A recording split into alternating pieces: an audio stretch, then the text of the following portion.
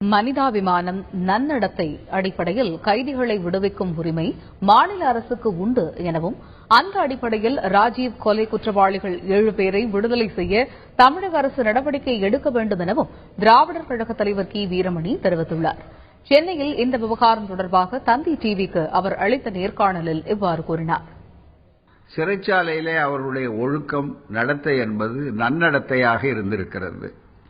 மனிதாபிமானம், நன்னடத்தை இவைகளெல்லாம் கொண்டு கைதிகளை பார்க்கும்போது எந்த கைதிகளையும் நடுவிலே குறைத்து வெளியே அனுப்புவதற்கு அதற்குரிய அதிகாரம் மாநில அரசுக்கு உண்டு.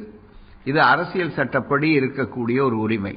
ஆகவே அவர்களை விடுதலை செய்வது என்பது இருக்கிறத, அது மனிதநேய அடிப்படையில் சரியானது, அதை செய்ய வேண்டும். இது துவக்கத்திலேயே எடுத்த முடிவை செய்வன திருந்தச் செய் என்று செய்திருந்தால் இந்த பிரச்சனை வந்திருக்காது.